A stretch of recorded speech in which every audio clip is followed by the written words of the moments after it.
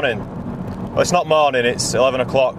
So yeah, I've had an interesting week this week, and I just thought it'd better if I cover what's gone on for those that don't follow me on Instagram and stuff like that. So the E36 is currently out of action again. I had to drive it home from Darlington back to Harrogate, which is about an hour. It was pretty scary driving home with one-wheel drive, I'll be honest. Like, if anyone's ever driven a car with one-wheel drive, it's horrible. I mean, obviously a normal car wouldn't do that, but because the E36 has got a welded diff, it was able to send power to just one of the wheels, which is the rear right, and you were accelerating, the car was pulling hard to the left as you'd expect, and when you braked or when you let off the throttle, the car would dive to the right. So yeah, that was an interesting drive home. So after that, anyway, I spent Thursday kind of thinking about things, and whenever I've got a bit of downtime at work, I'm usually checking piston heads and eBay and stuff, just looking at cars, just seeing what's out there. And something caught my eye, which is a car that I've always wanted to own, and this is going back from being like a child, like from ever seeing them when I was a kid, especially in this colour as well, this colour, this combination, this interior.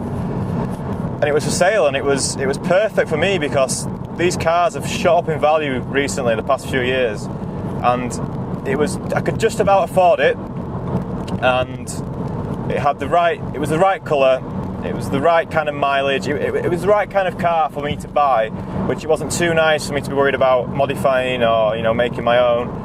And it's completely original as well, which was a big bonus. I went to view the car last night and ended up leaving a deposit on it, and I pick it up tomorrow, so I'm very excited. But in order to purchase this new car, well, I had to sell either the 330D or the E36. I put them both up for sale on Instagram and Facebook just yesterday, and yeah, it's actually ended up being the 330D, which sold pretty much within the first hour of going up, because it is a really good car, and it's rare to find a 6-speed manual 330D touring in sport with the right bits done. It's had the DPFs taken care of, and it's had a new clutch, and it's had all the right bits, and it's had the map as well, so it's a pretty fast car. So yeah, the 330D is going, so this will be the last time we go to the unit in the 330D. The car that I'm buying is probably not the kind of car you'd want to be driving 90 minutes each way to go and see a car in, but I'll figure that out when we get there. I've definitely done what I normally do, where I just see something and I just do whatever I can to make sure I get it, because I've made a lot of bad choices in life, I feel, and I've got a lot of regrets, and one of the main regrets is not buying one of these cars sooner. And I've actually been to buy a couple of them. I mean, I've come so close to buying one of these cars so many times, and yeah, we'll cover it. I'm going to go pick it up tomorrow, so I'll bring the GoPros with me, and I'll bring the camera, and we'll have a full video on my new car.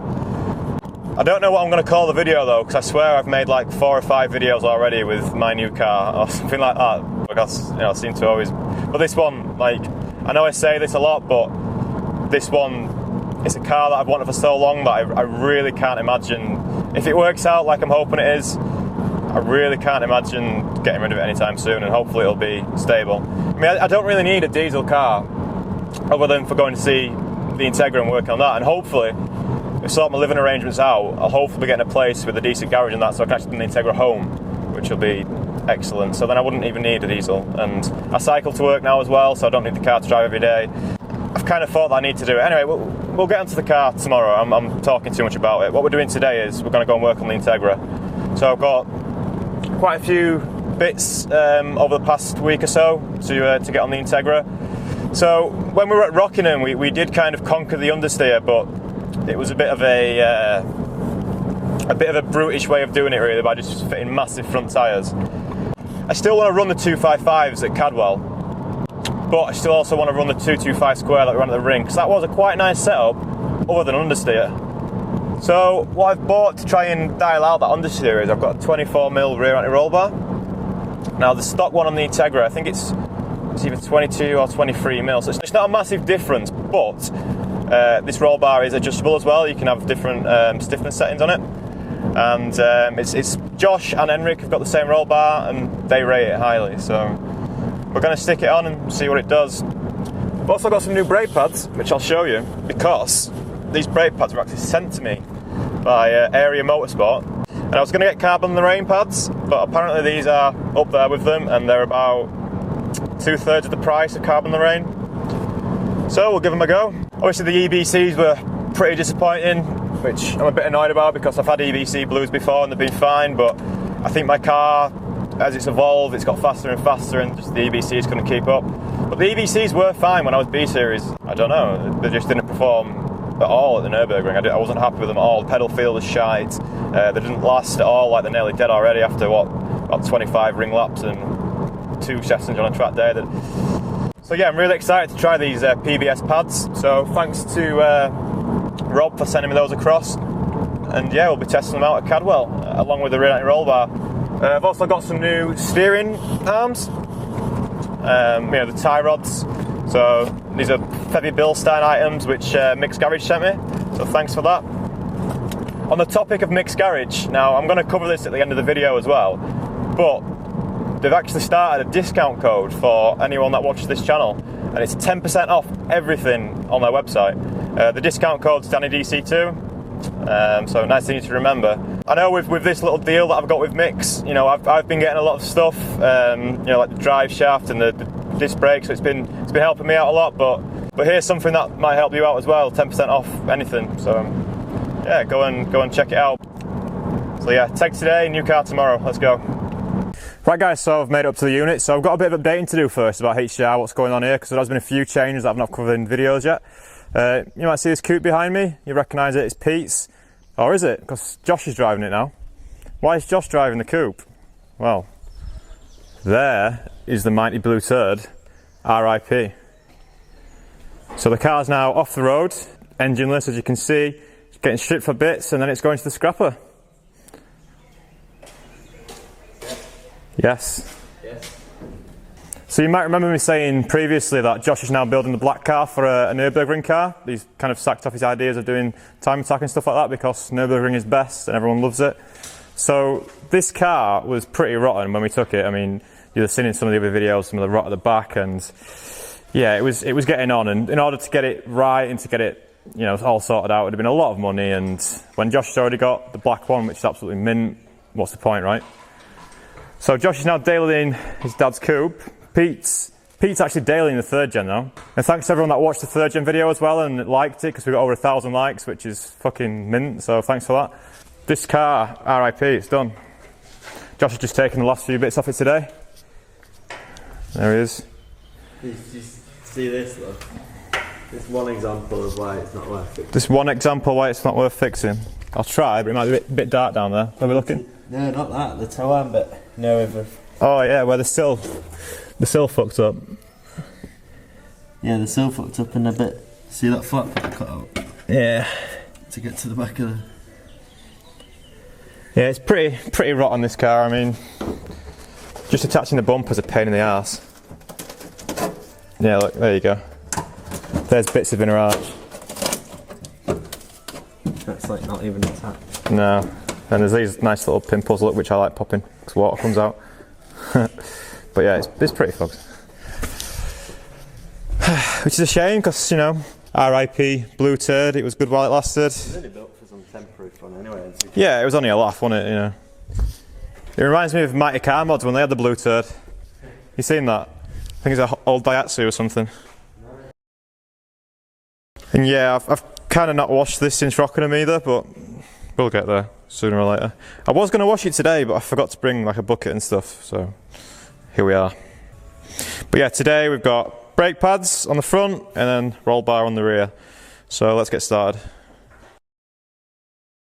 Right guys, a little update to where we're at. So I've got the pads in, but it wasn't as simple as it should have been really. It wasn't just like changing pads.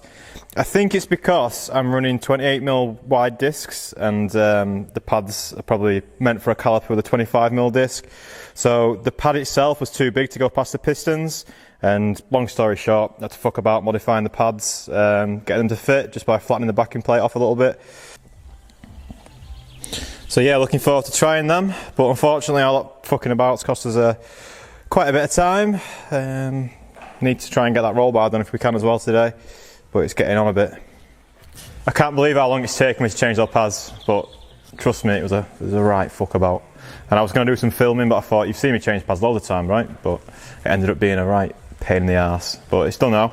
I know a few people asked for a video on this car when we posted the 3G video up, but this car is actually sold now. We might be able to do a quick video on it before it goes, but we'll have to see. Mike's car's coming along. Darren changed his EG that he's going to case swap on. Obviously you'll need to watch his videos to make sure you're up to date on it, but I'll put a link to his channel in the description. Yeah, he's got his mounts in. Pete's been doing the shifter cables today. Yeah, it's coming on. I've changed this brake line as well. You know, the one that tore at the ring? Can you see in there? No, you can't see. Can I pull this wrong? So, brake line that was torn, I think I've chucked it in the bin, but Josh had one spare, but he didn't have the things on to hook it onto the knuckle here. So, tie wrap tuning, but I'm not real happy about that, but hopefully it'll be alright. Put a couple more tie wraps on it for it to be safe, I reckon. It'll be alright. Josh is having a bit more success today than me. I've changed some brake pads. He's fitted some spherical bushings into his rear trailing arms on his EK. Give you a quick look. He's got some new wheels as well, so we're going to try them on in a sec. But these are pretty cool. So these are blocks items. Where is it? There it is. Yeah, you can see it just about fancy. That looks class. So yeah, Josh finally got some wheels. Didn't get the ones he wanted, really, but these are a happy compromise. These are Advan RG2s. RG1s.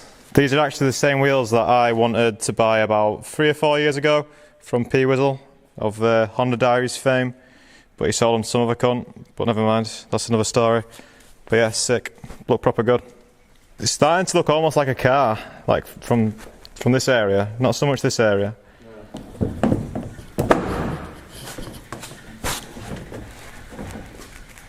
So today, I don't think we're going to look at the roll bar. Might have a quick look at it and just see how rusty it is, but I'm guessing it's going to be pretty rusty. Right, so the 17s are back on, as you can see. Looking better. Still don't fit right, they still rub the arch, they still rub the bumper. Still, well, managed to fix the door opening issue, but... Right, I think that's me about done for today, because I'm really losing interest in this at the minute. Then Josh showed his sticker, heard me moaning about it. I've been moaning about it for about an hour. But I was just going to end the video, but I thought if I ever moan on camera, you know, show some real emotion. And I'm meant to go to Cadwell next week, but I think I might sell my place and not go, because I just really can't be arsed. I mean, it only really needs alignment and the roll bar fitting, but I don't know. I think I'm losing the love. It's just not a car I enjoy anyway. I enjoy driving it and that's it. I mean, let me just rephrase that. I enjoy driving it on track and that's it. That's all I enjoy. But all the in-between parts, I know they're not meant to be fun, but they used to be fun. Like, I used to enjoy working on it and I used to enjoy doing shit to it and fucking about, but I don't know. I think we just fucked about it too much and now I don't really like it anymore. But I'll probably go to sleep tonight and feel better tomorrow, so I'll see you in tomorrow's vlog when I should be happy tomorrow because we're getting a new car, so you know, more of a cheery ending hopefully. The real issue is here now. I do like keeping my car here, and I like hanging out with Josh and Pete and everyone. I really enjoy this, but this is like I said before, it's like 90 minutes from my house. So every time I want to come here on a weekend, it's going to cost me 3 hours, you know, of my day. I used to really enjoy doing this, but I think it's just the travelling and stuff, just killing it. It was the same when the car was at Stretton last year. I was the same. I was travelling. That was a bit closer to home because I used to live closer. Obviously, I moved away last year and stuff, but it was only about an hour then. But still, that used to drag on, and now it's. I think I'm having a midlife crisis. I'm 25 soon, so maybe I'm just having a midlife crisis. But I don't know.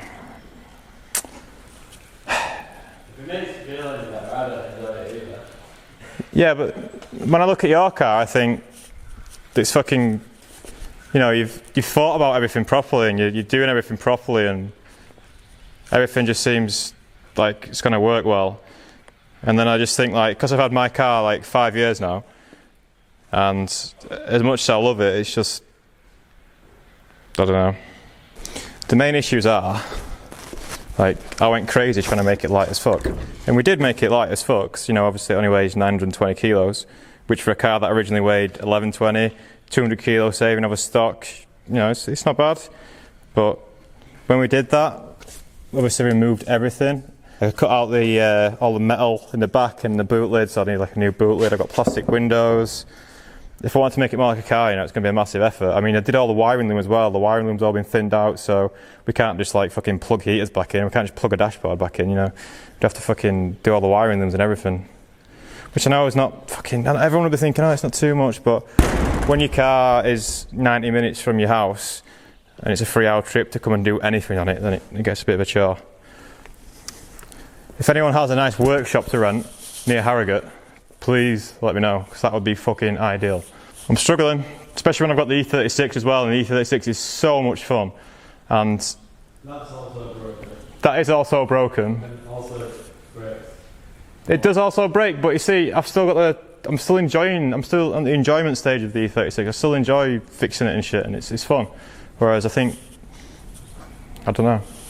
Alright guys, sorry for moaning like a little bitch, but it's just the way I feel. I don't feel like vlogging, so I had to end the vlog somehow. This is how it's ended, so.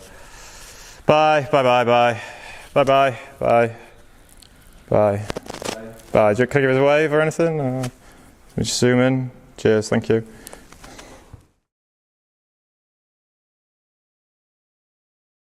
Right guys, in the excitement of me moaning about my car, I forgot to tell you about the mixed garage offer. 10% off anything. Danny DC2. Use the code, do it. More info in the description. I meant what I said as well, like, the car's been not making me feel too happy for a while now. So, but we'll see. I mean, I've kind of based this whole YouTube thing around my car. And I like doing the YouTube thing, but the car not so much.